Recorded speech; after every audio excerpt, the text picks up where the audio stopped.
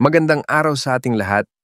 Bago natin pakinggan ang questions and answers, huwag kalimutan ang mag-like and share at sa hindi pa nakakapag-subscribe ay mag-subscribe na upang ma-notify kayo ng YouTube sa mga bagong uploads.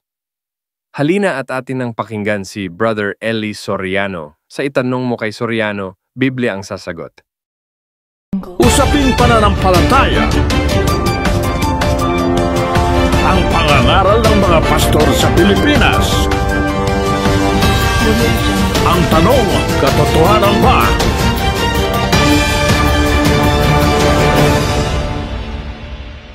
Ang mapapanood ninyong video ay nasa audio lamang. Ito ay ang itanong mo kay Soriano, Biblia ang sasagot. Atin yan bibigyan ng reaksyon pagkatapos ng video. Halina at atin ng panoorin. Ito ang pangalawa. Medyo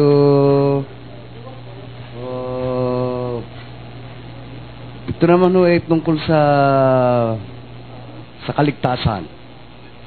Kung ang mga INC or Iglesia ni Cristo, dudugtungan ko na rin ho na may Manalo, ay nagsasabing sila lamang ang maliligtas.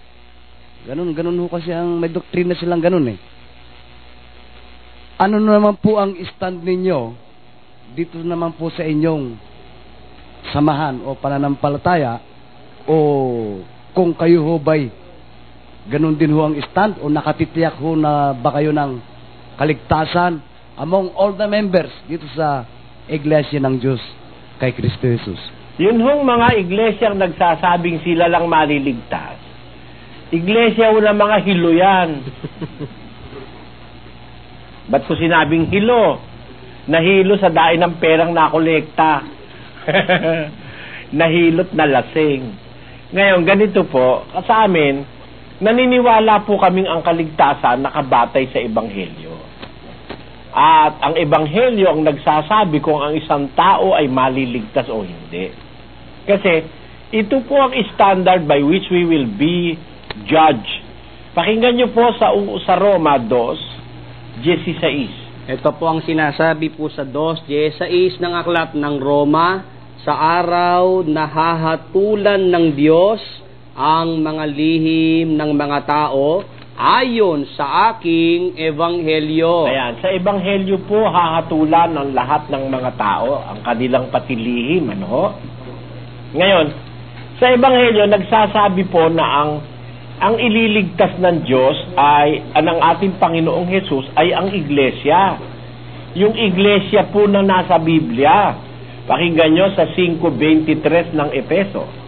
Sapagkat ang lalaki ay pangulo ng kanyang asawa, gaya naman ni Kristo na pangulo ng iglesia, na siya rin ang tagapagligtas ng katawan. Ayan, si Kristo po ang tagapagligtas ng katawan. Ang ililigtas po ni Kristo ay ang katawan. Alin po yung katawan na ililigtas ni Kristo? Pakinggan nyo sa Colosas din, 1:18. At siya ang ulo ng katawan sa makatwid bagay ng iglesia. Ayon. Ang ililigtas po ng Panginoong Hesus ay yung katawan, yung iglesia, kapatid. Ngayon, ang ating tanong ay aling iglesia yan? Yan po yung nasa Biblia. Hindi po tayong mga Pilipino yan. Para tayo maligtas, kailangan sumapi tayo dyan sa nasa Biblia. Pakinggan nyo sa Efeso 3:6. Ito po ang sinasabi po sa talata, na ang mga hentil ay mga tagapagmana at mga kasangkap ng katawan at mga may bahagi sa pangakong na kay Kristo Jesus sa pamamagitan ng Ebanghelyo. Ayon, sa pamamagitan po ng Ebanghelyo, tayong mga hentil, mga Pilipino po, mga hentil din tayo dahil ang hentil po yung wala labas sa Israel eh. Lahat ng hentil, ma-Hapon, ma-Amerikano, lahat ng mga lahi ngayon, mga hentil po yan. Ngayon, para tayo maging tagapagmana, kailangan masangkap tayo o masali, masanib doon sa katawan na sinasabi ng Biblia sa pamamagitan ng Ebanghelyo. Yun po ang aming paniwala. Para tayo maligtas, sasangkap tayo o sasanib tayo doon sa nasa Biblia. Hindi ho tayo magtatayo ng atin. At sasabihin natin tayo lang ang ligtas, para kang hilo nun. Ang Hindi. kaligtasan po, inio-offer ng Diyos sa lahat ng tao na makakaalam ng katwiran at sasapi. Ngayon, meron pong tao hindi nakaalam ng katwiran. Meron pong tao hindi narating ng Biblia. Gaya ng sabi nyo, sa Saudi Arabia, bawal man ang magdala ng Biblia noon. Meron ng mga taong Muslim na mula sa pagkabata hanggang mamatay hindi nakakilala ng aral ng Biblia. May pag-asa rin pong maligtas yun. Hahatulan sila ng Diyos sa pamamagitan ng kanilang konsyensya. Pakinggan nyo po sa Roma 2:11. Ito po ang sinasabi sa 2 at 11 po ng Roma. Sapagkat ang Diyos ay hindi nagtatangi ng mga tao. Sapagkat ang lahat ng nangagkasala ng walang kautusan ay mga papahamak din naman ng walang kautusan. At ang lahat na nangagkasala sa ilalim ng kautusan ay sa kautusan din sila hahatulan. Sapagkat hindi ang mga tagapakinig ng kautusan ang siyang mga ganap sa harapan ng Diyos, kundi ang nangagsisitalima sa kautusan ay aariing mga ganap. Sapagkat kung ang mga hentil na walang kautusan sa katutubo ay nagsisigawan ng mga bagay ng kautusan, ang mga ito na walang kautusan ay siyang kautusan sa kanilang sarili, na nangagtatanyag ng gawa ng kautusang nasusulat sa kanilang puso, na pinatotohanan ito pati ng kanilang budhi. Nakita nyo po, meron po mga tao na walang kautusan eh.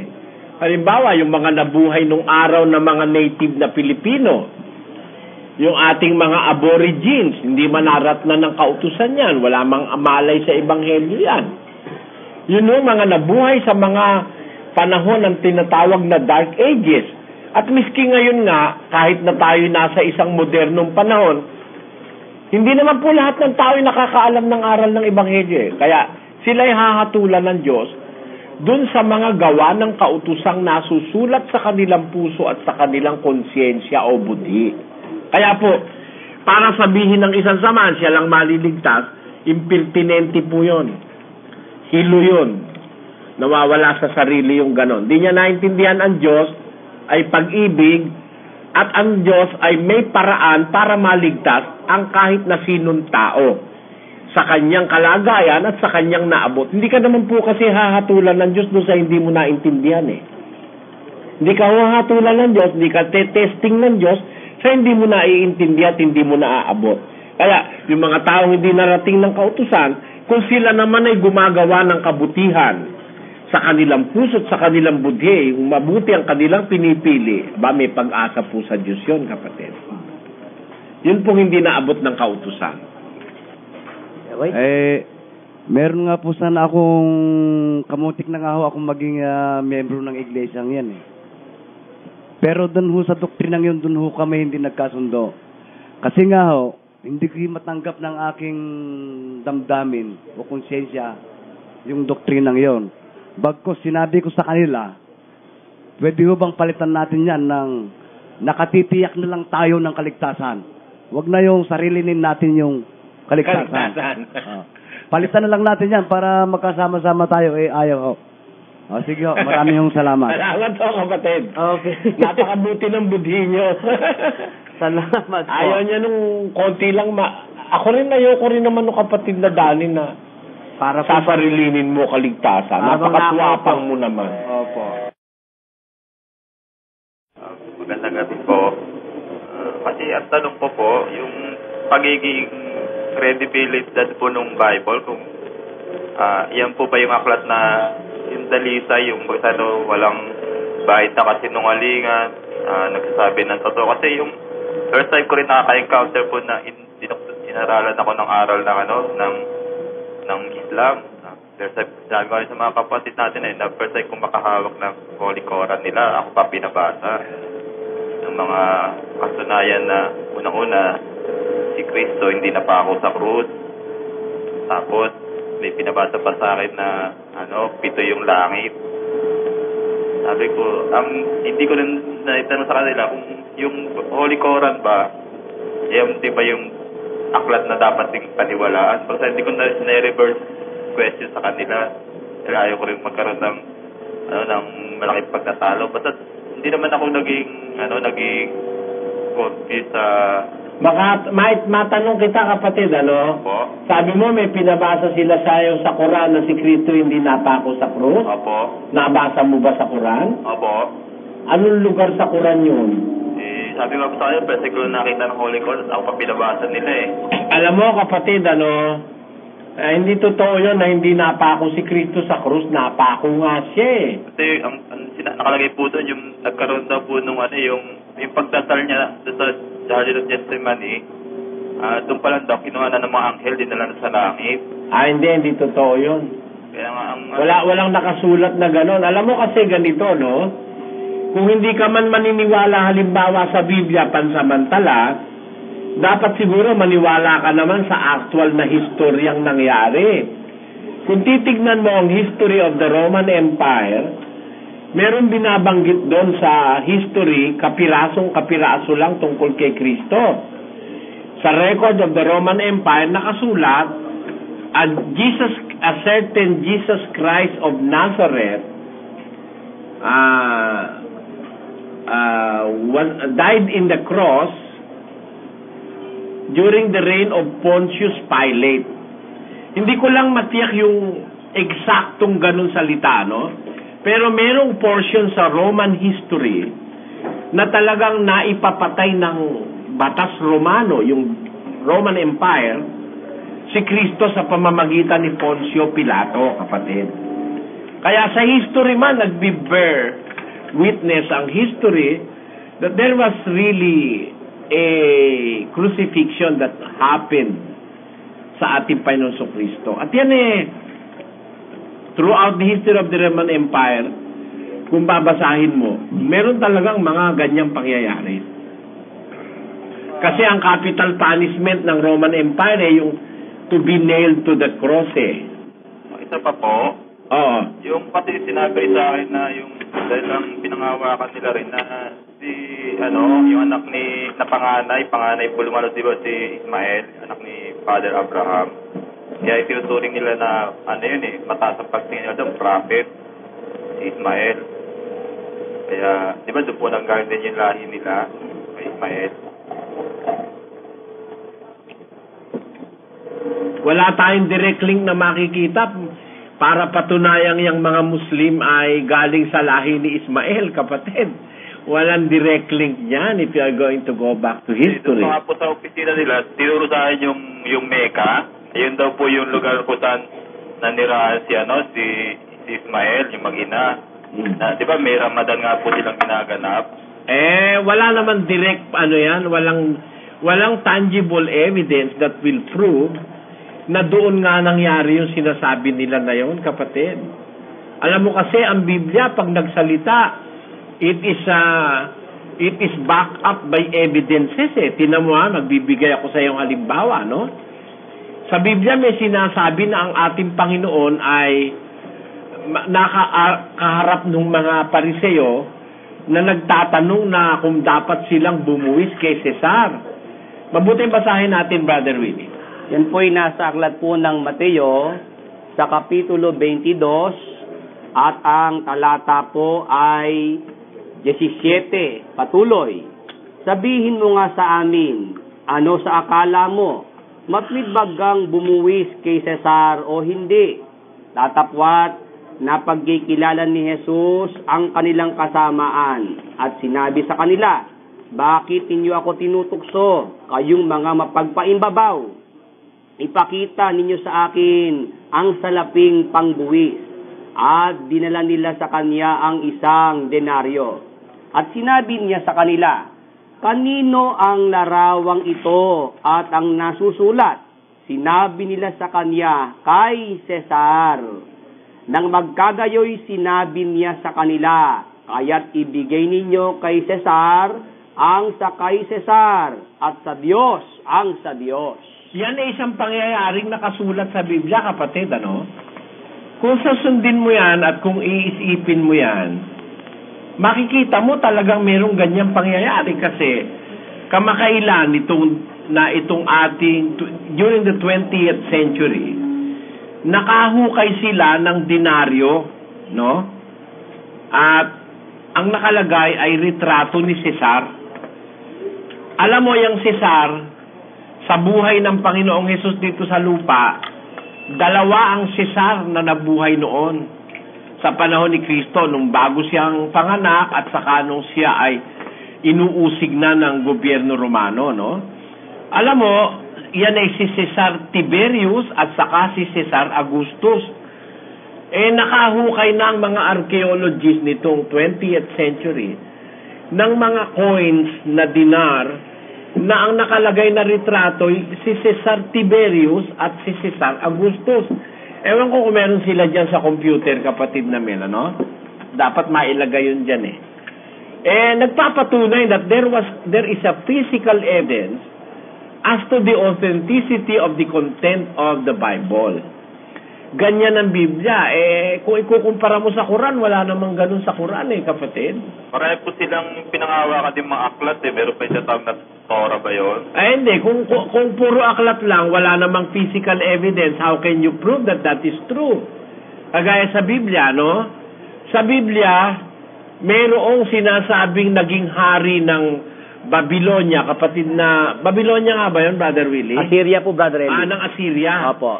Naging bahari ng Assyria na ang pangalan ay si Haring Sargon. No? Opo.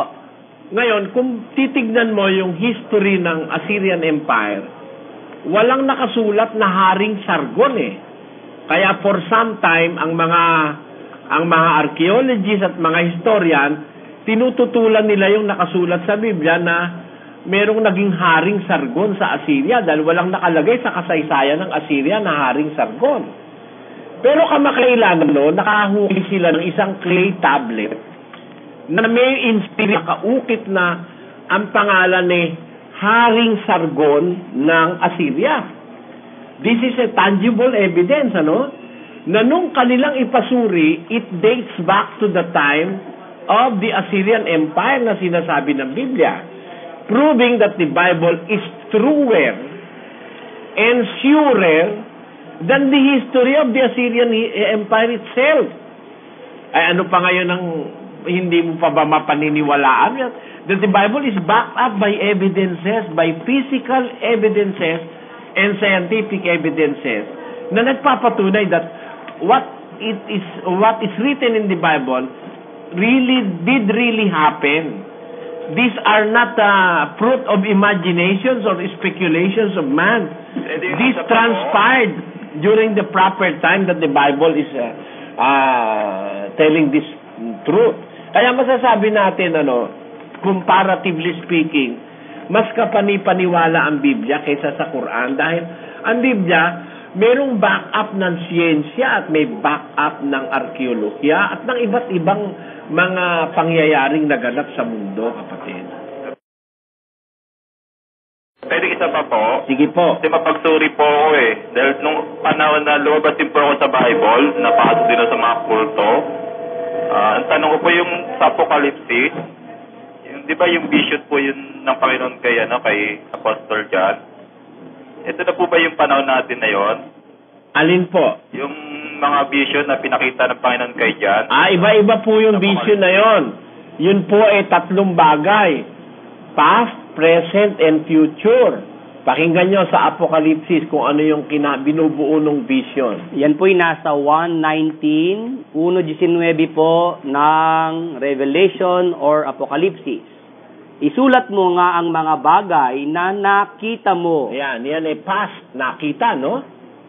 At ang mga bagay ngayon. Yan ang present. Ano pa? At ang mga bagay na mangyayari sa darating. Therefore, the book of Revelation contains 3 events that had happened, which is happening during the time of John and which will happen after the time of John.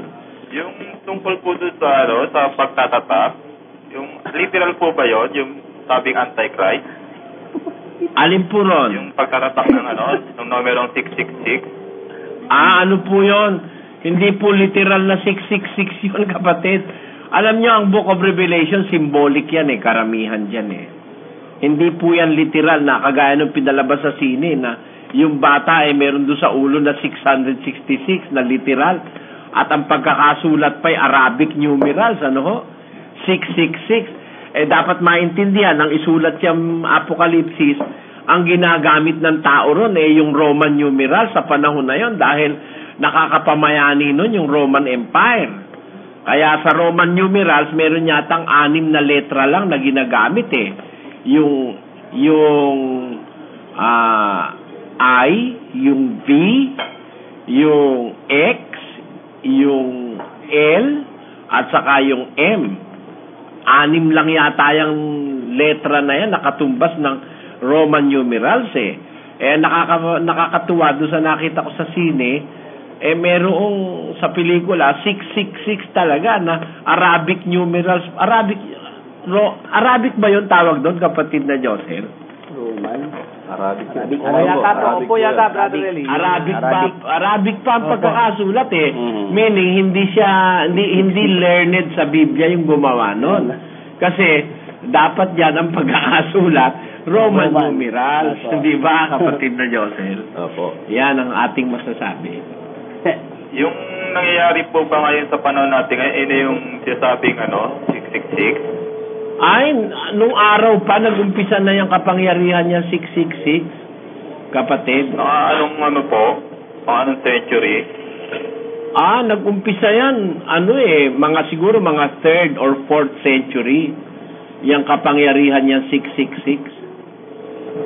Kasi sa aking pagsusuri, sa aking pag-analyze lang, hindi kaya yan yung dahil sa technology, pa sinabi naman ng Panginoon sa kanyang malapit na pagdating, yung tataas ang karunungan ng tao. Hindi. Kung technology sinasabi mo, wala pa nga itong modern technology, naghahari na yung 666 na yan Alam mo kasi, dapat mo lang maintindihan yan Yung 666 ay representasyon niya ng isang tao.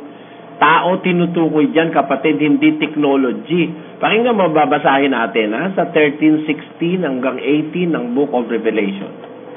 At ang lahat, maliliit at malalaki, at mayayaman at mga dukha, at ang mga laya at ang mga alipin, ay pinabigyan ng isang tanda sa kanilang kanang kamay o sa noo, at nang huwag makabili o makapagbili ang sinuman, kundi siyang mayroong tanda sa makatwid ay ng pangalan ng hayop o bilang ng kaniyang pangalan.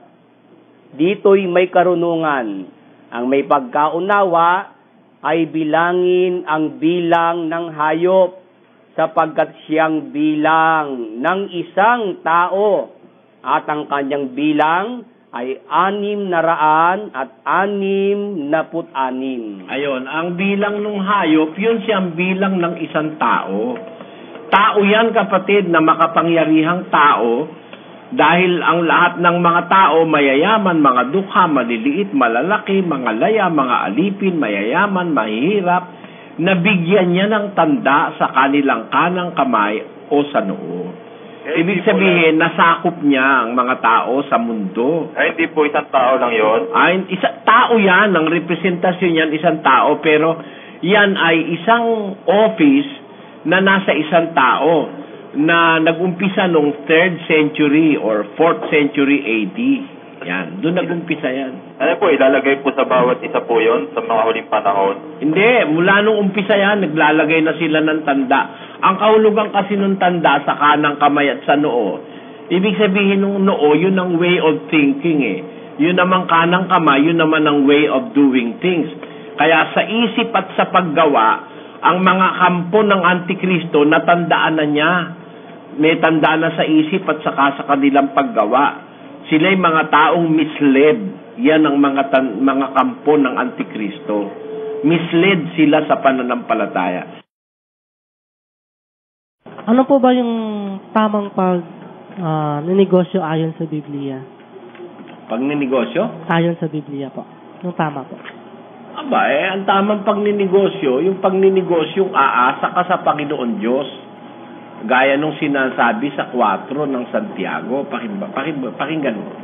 Ito po ang sinasabi po sa 4:13, patuloy. Magsiparito ngayon, kayong nagsisipagsabi, ngayon o bukas ay magsisiparoon kami sa gayong bayan, at titira kami doong 1 taon, at mangangalakal at magtutubo.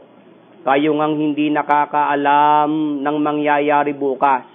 Ano ang inyong buhay? Kayo nga'y isang singaw, na sa sangdaling panahon ay lumilitaw at pagdakay napapawi.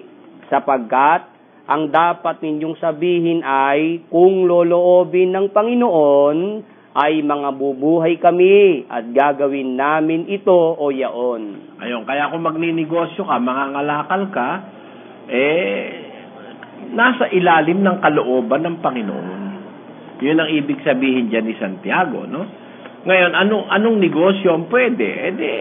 Lahat ng negosyong hindi nakakapirwisyo ng kapwa-tao.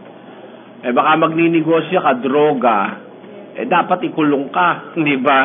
Baka magninegosyo ka, wedding lord ka, masama rin yun dahil pinahihirapan mo yung mahihirap, nagpapakayaman ka naman. Baka ang negosyo mo naman ay sabong, o alak, o bisyo, masamang negosyo yan sa harap ng Diyos, kapatid. Sige po, maraming salamat po.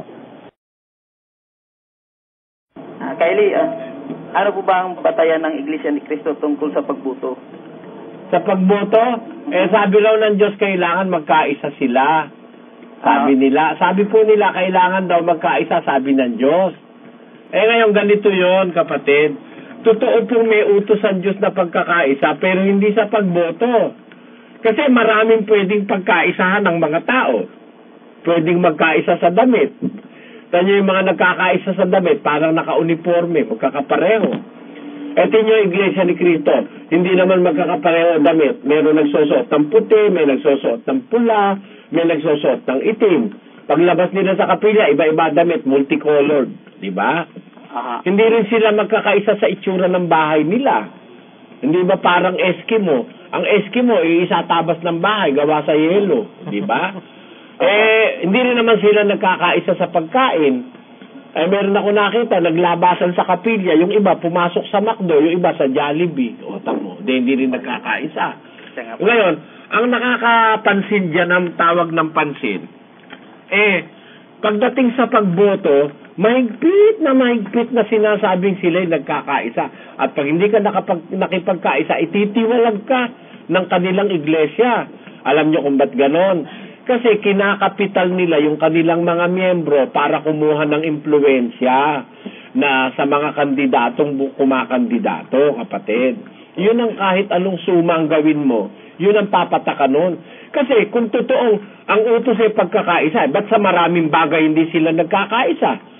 Bakit pagdating lang sa pagboto sila nagkakaisa at itinitiwalag pa ang hindi makikipagkaisa sa pagboto, kapatid? Alam niyo sa Biblia, kung meron mang utos na pagkakaisa, ang pagkakaisang inutos ay alin ang pagkakaisahan? Pakinggan nyo sa Filipos 1:27. Lagay natin sa screen. Ang inyo lamang pamumuhay ay maging karapat-dapat sa Ebanghelyo ni Kristo, upang maging ako ay dumating at kayo'y makita o wala man sa harap ninyo, ay mabalitaan ko ang inyong kalagayan, na kayo'y matitibay sa isang espiritu, na kayo'y magkaisa ng kaluluwa na nangagsisikap sa pananampalataya sa Ebanghelyo. Saan po tayo magkakaisa? Sabi ni Pablo, kayo'y magkaisa ng kaluluwa na nagsisikap sa pananampalataya sa Ebanghelyo. Ayun, dun po pala tayo magkakaisa sa Ebanghelyo, sa pananampalataya, hindi sa pagboto. Tingnan ninyo. Maraming bagay, hindi sila nagkakaisa, mga iglesia ni Manalo. Pero sa pagboto, kakaisa sila. Kasi tinatakot sila ng husto, ititiwalag ka pagka hindi ka nakipagkaisa sa iboboto ng kanilang pinuno. Ano po ay ibig kong sabihin, kapatid? Naliligaw sila riyan. Dahil ang tunay na dapat pagkaisahan, yung pananampalataya sa Ebanghelyo. Halimbawa, sinasabi ng Ebanghelyo, iibigin natin ang ating kaaway, papainumin natin pag nauuhaw, papakainin pag nagugutom. Yun ang sabi ng Ebanghelyo. O bakit sila? Hindi nila ginagawa yung ibigin nila ang kanilang kaaway. Di ba? Opo. Yung pulis na sa harap ng kapilya nila, binugbog nila, nagkulay talong Di ba? Ang umihi pa po sa pader, binugbog. Oo, ayan. Kita nyo, buti nyo. Alam nyo pala yan ba't ang dapat pagkaisahan ng Ebanghelyo? Pagdating sa Ebanghelyo, hindi sila nagkakaisa. Nagkakaisa silang mambugbog kung minsan. Naibida po kasi sa akin ng kasama ko driver na... Ay, ako sa akin hindi bida. Ako, nakita ko talaga ng mata ko, kapatid. Ha? Ako nga, nabugbog din. Nagkaisa yung 5 diakono sa Guaguan, pagtulong-tulungan ako, abangan doon at binugbog ako. Sa linggo ako sa ospital. Nung sinalakay po kayo doon? Ha? Nung sinalakay po kayo sa Pampanga? Hindi po, pwera yun. Pwera po yun? Bago pa yun, 1970 pa yun nung ako'y bugbugin Na-ospital ako sa Guagua Sa linggo ako naka-ospital nung bugbugin ako niyang mga yan Ngayon, ano ibig kong sabihin, kapatid? Ganito yon. Ang tunay na pagkakaisa yung aral. Sa pagboto, hindi tayo dapat makialam dyan dahil yan sa gawain ng sanlibutan yan kung talagang sila'y sa Diyos, hindi sila dapat makihalo dun sa mga bagay ng sanlibutan. Sila'y buyong-buyo dyan sa politika kasi humahanap sila ng impluensya. Yan ang aking pag-aaral dyan. Yan ang aking opinion dyan.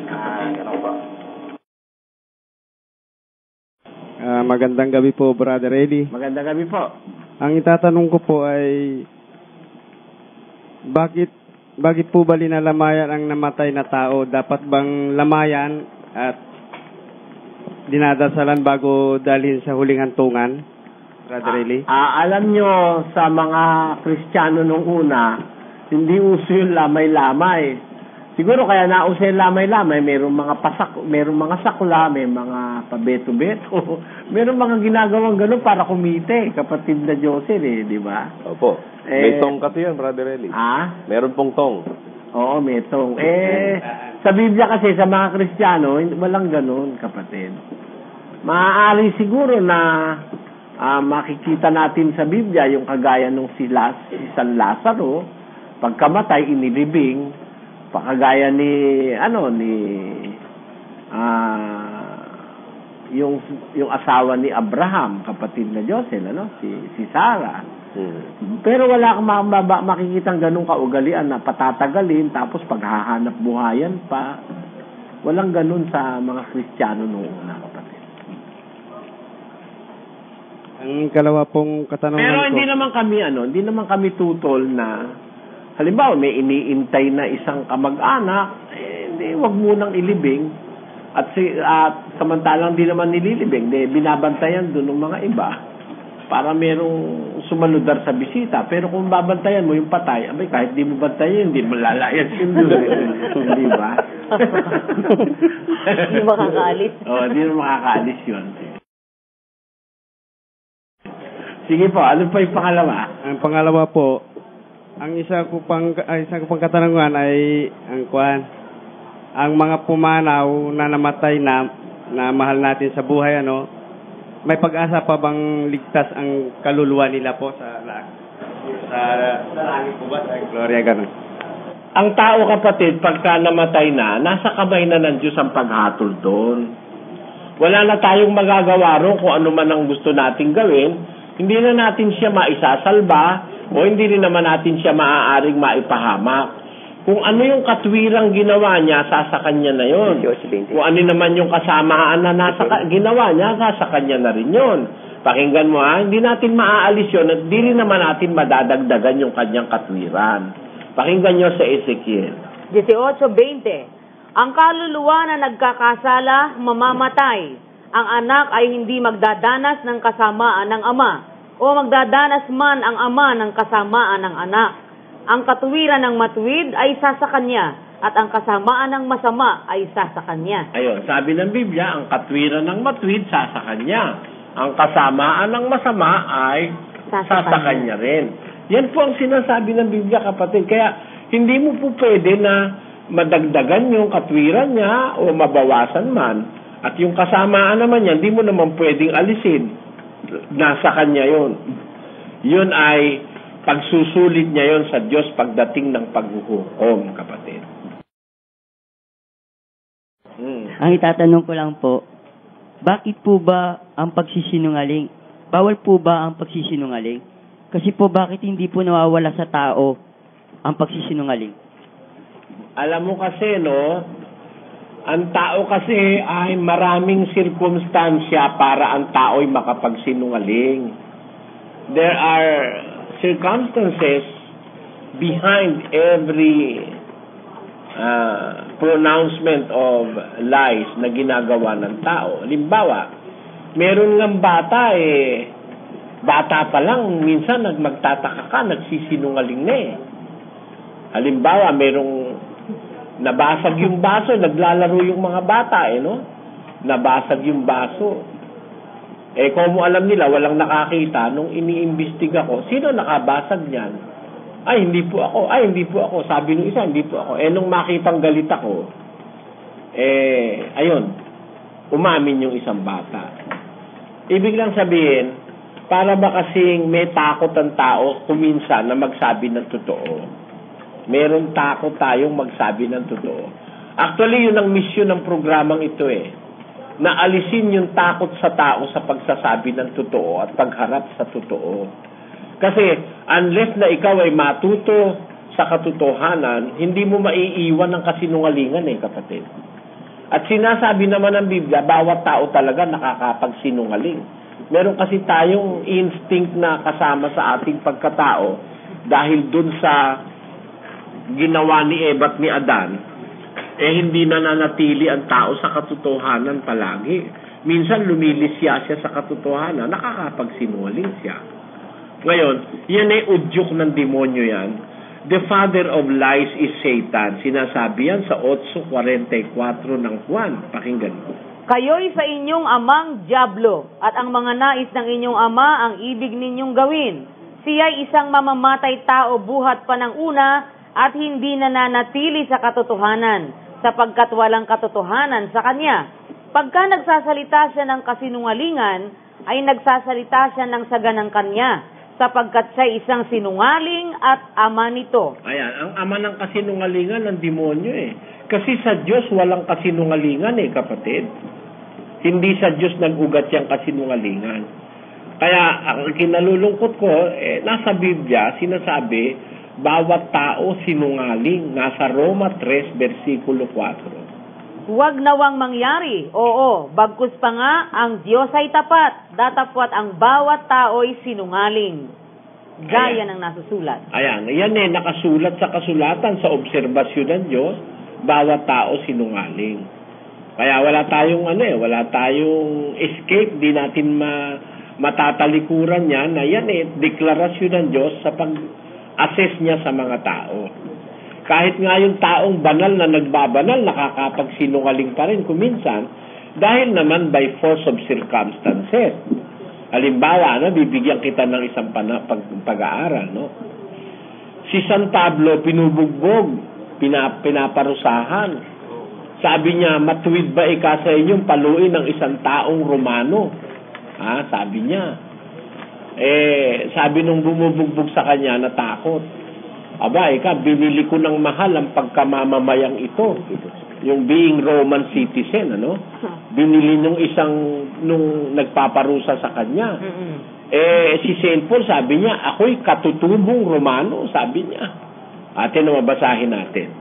Dito po sa Roma, sa 22:28. At sumagot ang Pangulong Kapitan, binili ko ng totoong mahal ang Bago yan, Sis bago yan. 25. At nang siya'y kanilang magapos na ng mga panaling katad, ay sinabi ni Pablo sa senturyong nakatayo sa malapit, matuwid baga sa iyo na hampasin ang isang taong taga-Roma na hindi pa nahahatulan? At nang ito'y marinig ng senturyon, ay naparoon siya sa Pangulong Kapitan at sa kanya ipinagbigay alam na sinasabi, ano baga ang gagawin mo? Sapagkat ang taong ito ay taga-Roma. At lumapit ang Pangulong Kapitan at sinabi sa kanya, sabihin mo sa akin, ikaw bagay taga-Roma? At sinabi niya, oo. At sumagot ang Pangulong Kapitan, binili ko ng totoong mahal ang pagkamamamayang ito. At sinabi ni Pablo, ngunit ako'y katutubong taga-Roma. Sabi niya, katutubo siyang taga-Roma. Pero hindi siya katutubong taga-Roma, kapatid. Sa punto na yan, hindi totoo yang siya'y katutubong taga-Roma. Ang sabi niya dito sa 22:4 ng Gawa, pakinggan mo, puntahan lang natin sandali. Ako'y Hudyo na ipinanganak sa Tarso ng Cilicia. Datapwat pinapag-aral sa bayang ito sa paanan ni Gamaliel. Ayan, ako ang wika'y Hudyo na pinanganak sa Tarso ng Cilicia. 22:3 pala yan ng Gawa. Apo. Ngayon, ano ibig ko sabihin? Kaya yung sinabi niyang si katutubong taga-Roma, that is not the real truth. Diyan sa punto na yan, nakapagsinungaling din siya. Kasi kaya siya nakapagsinungaling, di naman niya sinasadya. Dahil siya pinubugbog na pinaparusahan na siya di ba? Para lang si Pedro, kasama ka ba ni Jesus? Ay, hindi ka. Nakapagsinungaling din siya, di ba? Kasi pag umamin siya, pati siya bibirahin ng mga Hudyo di ba? Ganun yon. Minsan, ang tao nakakapagsinungaling by force of circumstances. Kasi po, kahit hindi pa po ako nakanib po dito sa samahan niyo po, kada po may mga nakakausap po ako mga ibang tao, kinukwento ko po kayo, binibida ko po kayo, tsaka pinagmamalaki po. Kaso nga lang po, bakit mga ibang nakakarinig po sa inyo, pag naririnig po yung pangalan nyo, para po silang allergic, ayaw po yung naririnig yung pangalan nyo po. Parang ano po sila umiiwas po sa mga bagay na ikukwento ko tungkol po dito. Bakit po kaya maraming kumakalaban pa rin po sa inyo kahit na puro katotohanan yung mga sinasabi nyo? Tingnan mo bibigyan kita halimbawa. Nabasa mo na ba sa Bible si Kristo nagpakain ng meron 12,000 katao? Opo. Tapos minsan nagpakain naman siya 5,000 namang katao, di mahigit, Marami siyang pinagaling, libo-libo rin. Pero tinan mo, nung siya'y nililitis na ni Pilato, nung sumisigaw yung mga Hudyo, sino ang papawalan ko, sabi ni Pilato? Si Kristo o si Barabas? Nako, ang sigaw ng mga tao, pati yung mga pinakain niya. Ang gusto si Barabas. Ayaw kasi ng tao yung sinasabi mo yung katotohanan Gusto ng tao binubola. Marami diyang mga born again, gusto binubola ng pastor. Ayaw nila yung diretso, sasabihin mo, gago. Ay, masama yung bunganga yan, gago. Talaga namang gago yun. Ayaw nila. Yung tarantado, ayaw nila talaga sabihin tarantado yun dahil ayaw nila ng totoo ako'y nag-aral kasi ko ng katwiran at katotohanan, kapatid. Kaya, pagka ang tao ayaw ng katotohanan, ayaw sa'yo. Tingin mo si Kristo, dapat mapakaraming magtanggol sa kanya. Pero nung siya paparusahan, walang kahit isa doon sa ginawa niya ng mabuti na nandoon. Pero libo-libo yung ginawa niya ng mabuti, pinagaling niya sa mga karamdaman, di ba? Kaya, ang general analysis diyan, in his preaching the truth, he made more enemies than friends. And nararanasan ko rin ngayon yun. Mas marami ang galit sa akin kaysa sa naniniwala dahil ang sinasabi ko yung totoo. Dahil ang mundo hindi sanay sa totoo. Sanay ang mundo at mga relihiyoso sa bulahan at sa kaipokritohan. Yan ang masasabi ko sa iyo, kapatid. Apo, totoo po yun. Salamat! Apo, salamat po, Brother Eli. Itanong ko po sana kung ang tao, pag sinilang, meron na nakatangkang kapalaran o siya na rin mismo gumagawa ng kapalaran niya. Alam nyo, ang Diyos hindi tinatakdaan ng kapalaran ng tao na masama. Ang gusto ng Diyos, tayong lahat mapabuti. Yun ang unang-unang intensyon ng Diyos. Pakinggan nyo sa 2:10 ng Efeso. Sapagkat tayo'y kanyang gawa na nilalang kay Kristo Jesus para sa mabubuting gawa. Wala pong inihanda ang Diyos sa atin na kasamaan. Lahat ng gusto ng Diyos mangyari sa atin mabuti. Pero ba't meron pong napapasama? Kasi binigyan po tayo ng Diyos ng free will. We were given our free will. That's why we sometimes have the option or we have the choice between good and evil. It must not be the case if we are going to follow God. Hindi dapat mangyari yun na magkaroon tayo ng masama sa buhay. Kaya lang, kuminsan mas ginugusto ng tao yung masama kaysa sa mabuti. Pakinggan nyo po, Binigyan kasi tayo ng kapangyarihang pumili para sa atin eh. Hindi tayo pinipilit ng Diyos eh. 16:9 ng Kawikaan. Pakinggan nyo sa Tagalog, pakibasa. Ang puso ng tao ay kumakataha ng kanyang lakad, ngunit ang Panginoon ang nagtutuwid ng kanyang mga hakbang. Kita nyo? The heart of a man plans his ways or deviseth his ways. Yung tao, yung puso mo, ang gumagawa ng daan mo eh. Kaya yung kasabihan nila that you are the master of your faith and you are the captain of your soul, totoo yun sa tao. Pero kung tayo susunod sa Diyos, ang Diyos ang magtutuwid sa ating hakbang at walang mangyayaring masama sa hinaharap ng ating kapalaran kung susunod tayo sa Diyos. Kaya lang may napapasama, sinusunod niyan ng tao yung kanyang gusto, labag sa gusto ng Diyos. Pakinggan nyo, sa 21:2 ng Kawikaan, ganito nakasulat. Bawat lakad ng tao ay matuwid sa kanyang sariling mga mata. Ngunit tinitimbang ng Panginoon ang mga puso. Bawat lakad ng tao, every way of a man is right in his own eyes. Akala ng tao, lahat ng gawin niya tama eh. Hindi na siya kumukonsulta sa Diyos. Pero may mga ginagawa tayo mali. Pakinggan nyo sa unang Korinto 6:12. Basa.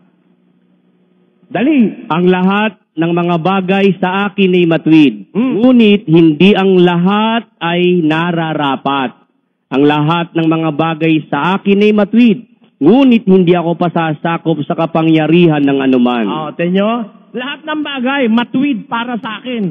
Pero hindi lahat ng bagay nararapat, sabi ni Pablo. Kaya doon tayo dapat sumangguni sa Diyos. Hindi ko mong matuwid sa atin, matuwid na rin sa Diyos. Meron mong matuwid sa atin, masama sa Diyos eh. Di ba? Yun nung yumakap ka sa santo. Ilawan mo yung santo, lagyan mo ng kandila, lagyan mo ng bulaklak, nagkakagastos ka, pinagpoprosesyon mo, pinagpepiesta mo. Maganda yun sa tao. Para kang relihiyoso. Sa Diyos, bawal po yun eh. Kasuklam-suklam. Makasumamiking ginu, ing sasamba ka, kakaul ka, mga di ka, manalangin ka, karinggewa, daring gamat, daring tao. Nga nakitang 115:4 nindalit. Bawal po ng Biblia yan. Kaya meron tayong ginagawa kung minsan masama. Kaya kung napasama tayo, tayo may gawa. Kung susunod lang tayo sa Diyos, wala pong masamang kapalarang mararatingan sino man. Wala pong gusto ang Diyos na mapahamak. Ang tao ang gumagawa ng sarili niyang kapahamakan. Yan po ang sagot dyan, kapatid. Ang ibig ko lang po sabihin, aliba po kayo, isa po mangangaral ng Panginoon, tinakda po kaya kayong mangangaral?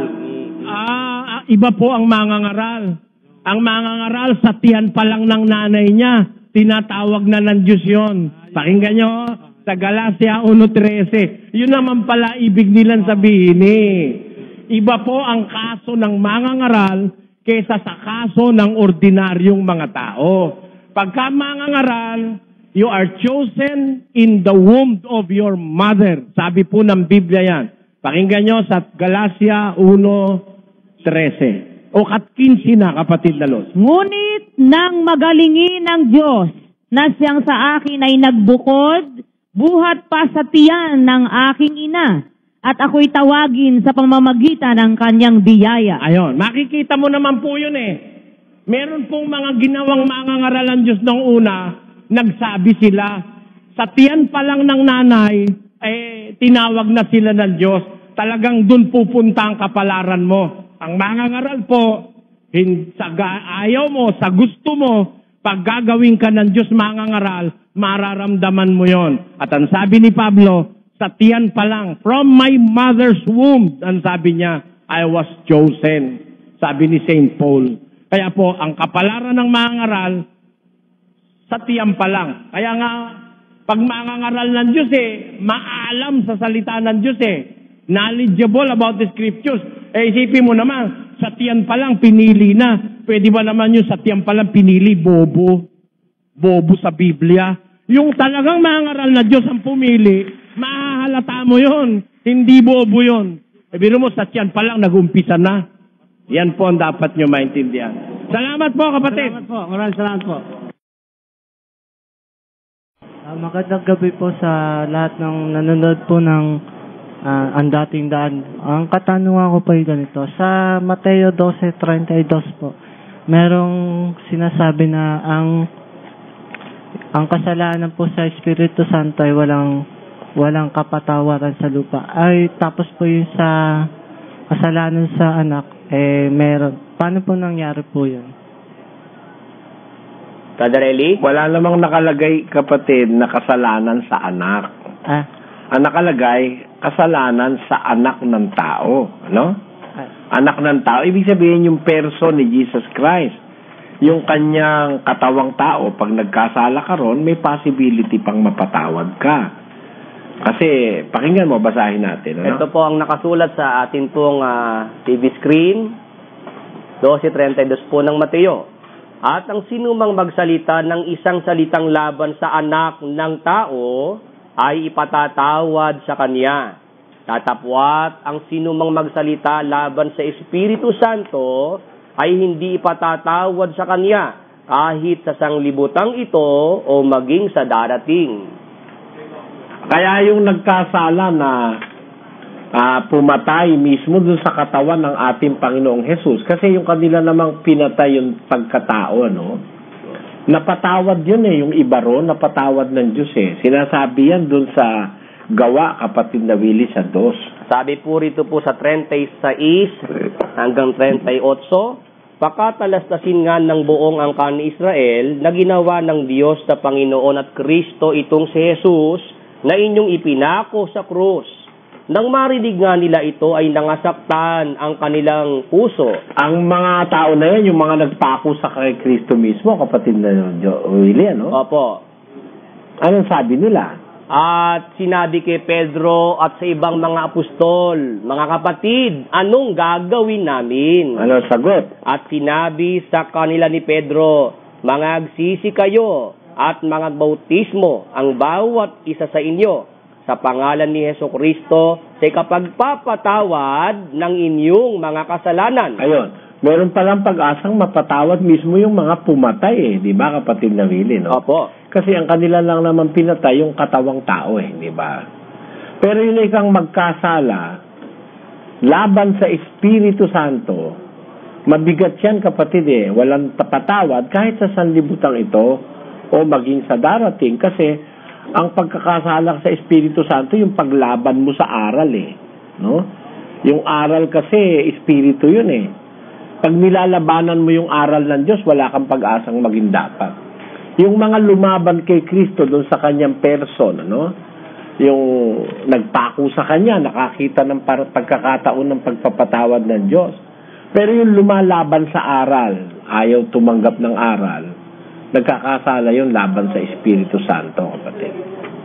Walang patawad yun. Yan lang po, salamat. Salamat. Magandang gabi po, Brother Eli. Magandang gabi. Ito po yung ito po ang pananampalataya na pumipigil sa mga born again. Nagkakasala raw po at hindi pinapahayagan ng Espiritu Santo ang mananampalataya na ang Diyos Ama, ang Anak at Espiritu Santo ay hindi si Jesus.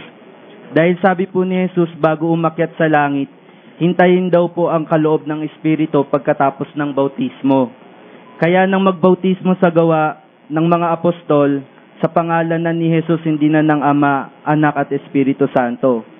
Kung mali po itong pananampalataya, ang tanong ko po, ano po ang mangyayari o consequence sa mga taong maniniwala na si Jesus ang Ama, ang Anak at ang Espiritu Santo? Okay, kapapahamak yung maling pananampalataya, iho. Pakinggan mo sa Ikalawang Pedro 2:1, pakinggan mo ang sulat. Ito po ang sinasabi, ngunit may nagsilitaw din naman sa bayan na mga bulaang propeta. Nagaya naman sa inyo'y magkakaroon ng mga bulaang guro na magpapasok sa lihim ng mga makakapahamak na mga hidwang pananampalataya. Kita mo, yung hidwa o maling pananampalataya, pakilagay mo sa English, ay ikapapahamak yan. Ayan sabi, but there were false prophets also among the people, even as there shall be false teachers among you, who privately shall bring in damnable heresies. Tamo? Makakapahamak na heresies. Ang tawag dyan sa Kastila Erehe. Mga erehe. Yan mga kalaban ng pananampalatayang itinuro ng mga apostol. Ang mga apostol hindi naman nagturo na ang pangalan ng Espiritu Santo Jesus tinan mo kung di kapangahan yan, Alam mo ba ang kahulugan ng Jesus at saka Kristo? Sa Biblia, yung Christos, sa Greek, yun ay anointed. Anointed, pinahiran. Yung Jesus naman ay tagapagligtas. Kaya kung pagdudugtungin mo, pinahirang tagapagligtas. Ayan. Tinan mo, pinahirang tagapagligtas pala siya. Paano siya naging ama? Paano siya magiging ama? Ang ama ang nagpapahid. Di ba? Ang ama ang nagpapahid. Ang Diyos ang nagpapahid. Si Kristo pinahiran. Kaya iba yung nagpahid sa pinahiran. Ito pa. Ang ipinampapahid naman, ang Espiritu Santo. Ang anointment is by the Holy Spirit. Therefore, the Holy Spirit is the medium by which a person can accept or can receive anointment from the Father. Paano mo ngayon tatawagin ng Espiritu Santong Jesus? Siya nagpapahid. Siyang ipinapahid, Ang Espiritu Santo ipinapahid Pakinggan mo sa 4 ng Lucas, kapatid. Ito po ang mababasa sa 4 at 18 ng San Lucas. Umpisahan mo kaya sa 16, kapatid na Willie. Taas po natin ang basa. At siya'y napasan Nazaret na kanyang nilakhan. At ayon sa kanyang kaugalian, siya'y pumasok sa sinagoga ng araw ng Sabat at nagtindig upang bumasa. At ibinigay sa kanya ang aklat ng propeta Isayas. At binuklat niya ang aklat na nasumpungan niya ang dakong kinasusulatan. Alin yun? Sumasa akin ang Espiritu ng Panginoon, sapagkat ako'y pinahiran niya. Tamo, di may nagpahid sa kanya? Opo. Kapatid na Willie? Opo. Umaamin ng Panginoong Jesus na siya pinahiran. At kaya nasa kanya ang Espiritu ng Panginoon dahil yung Espiritu na yun mismong ipinahid sa kanya kapatid na Willie. Opo. Ang Espiritu Santo yan kasi ang ipinapahid Basa. Pakibasa kapatid na Willie. Ganito po ang ating mababasa dito po sa aklat po ng ikalawang Korinto. Meron po ritong nakasulat na ganito. Sa 1 at 21 hanggang 22. Ngayon siya na ang nagpapatibay sa amin na kasama ninyo kay Kristo at nagpahid sa atin ay ang Diyos, na siyang nagtatak naman sa atin at nagbigay ng patotoo ng Espiritu sa ating mga puso. Huwag niyong kakalimutan mga kababayan, ang nagpapahid ang Diyos. Opo. At ang ipinapahid sa tao o sa lingkod niya ay Espiritu Santo. Opo. Ngayon, alam mo, kapatid na Willie, Opo. Pag sinabi mo ang Diyos Ama ay Kristo, lalabas kang nahihibang Bakit po? Yung Kristo'y pinahiran Pag sinabi mo yung Ama pinahiran, may nagpahid pa, mas mataas pa sa kanya, lalabas. Opo, diba? opo. Kaya maliwanag na yan maling aral, kapatid na nagtatanong, Unang-una, yung Espiritu Santo, hindi rin pwedeng siya ang Kristo. Dahil siya nga ang ipinapahid Sa pamamagitan niya, napapahiran ang isang anointed na tao. Kaya, yan malaking pagkakamalit, pagkakaligaw, na tawagin mo ang Ama na Kristo, Jesus. Dahil yung Kristo Jesus, pinahirang tagapagligtas. Pag sinabing pinahiran, may nagpahid. At ang nagpahid, mas mataas, kapatid, dun sa pinahiran. Yun nga ang Ama, ang pinahiran si Kristo. Pag ginamit mo kay Kristo pag ginamit mo sa Ama yung salitang Kristo, lalabas, may mataas pa sa Diyos. May nagpahid pa sa Kanya. Malaking kahangalan yon, kapatid. Pangalawa po, ano po ba ang kaibahan ng Christians, bayan ng katotohanan at iglesia ng Diyos?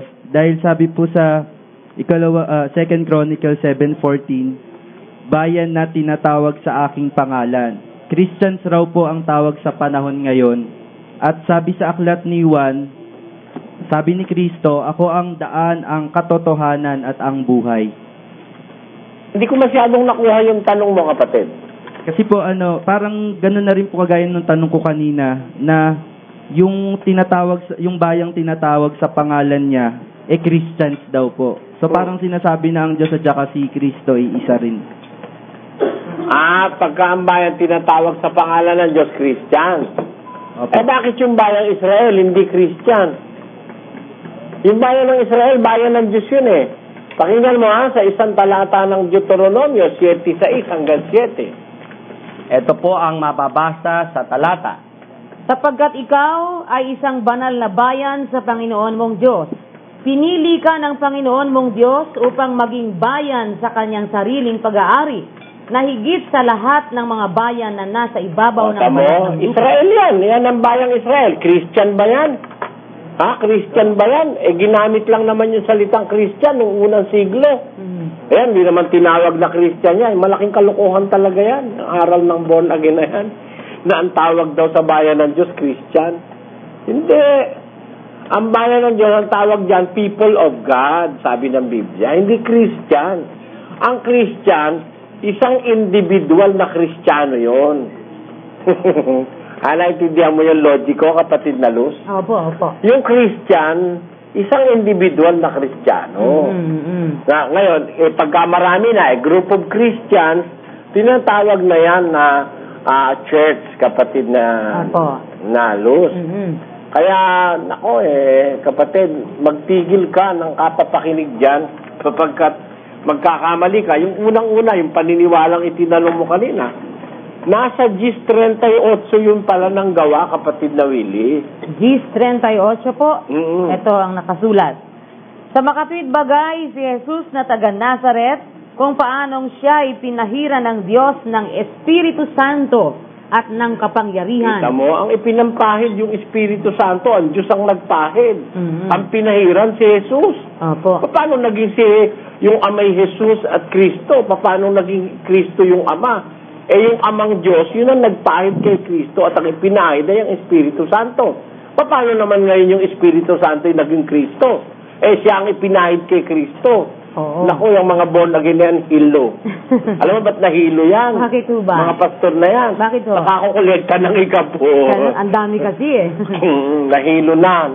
Nagkaloko-loko na. Mga sira na ulo, kapatid na Luz. Tandaan mo yung mga talatang ginamit ko sa'yo, no? Ang Ama ang nagpapahid dahil siya ang highest authority. Ang pinahiran ay si Kristo. Ang ipinahid Espiritu Santo. Paano ngayon pare-pareho pangalan yung tatlo? Malaking kahibangan yung pananampalataya mong kinaroroonan. Reaction ko tungkol sa bautismo. Dapat nating malaman na anuman ang ating hinihiling sa panalangin o bautismo man ay dapat sa pangalan ng Panginoong Hesukristo. Kaya dapat ang bautismo ay sinasagawa sa pangalan ng Ama, ng Anak, at ng Espiritu Santo, sa pangalan ng Panginoong Hesukristo. Kaya kapag wala sa pangalan ng Panginoong Hesukristo, baka ibang bautismo ang matanggap ninyo. At tungkol naman sa citizenship ni Apostol Pablo, hindi nagsisinungaling si Pablo. Kristiyano siya. Si Pablo ay ipinanganak sa Tarsus sa Cilicia, isang lungsod na may mataas na katayuan sa Imperyong Romano.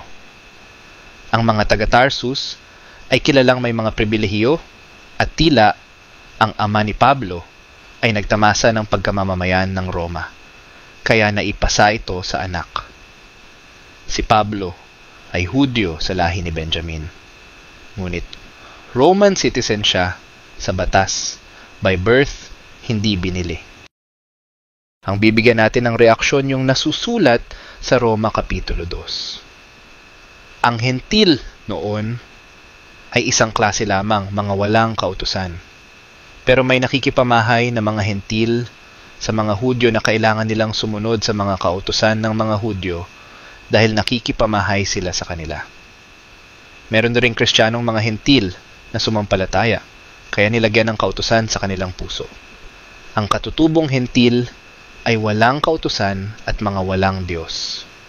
Pero iba yung mga hentil na nilagyan ng kautusan sa kanilang puso. Na ito ang tipang gagawin ko sa kanila pagkatapos ng mga araw na yaon, sabi ng Panginoon. Ilalagay ko ang aking mga kautusan sa kanilang puso at isusulat ko rin naman sa kanilang pag-iisip. Maraming salamat sa panonood. Kung nagustuhan ninyo ang bago kong upload, please like, share, and comment. At kung hindi ka pa nagsasubscribe, ay mag-subscribe ka na upang lagi kang ma-notify ng YouTube sa mga bago kong upload.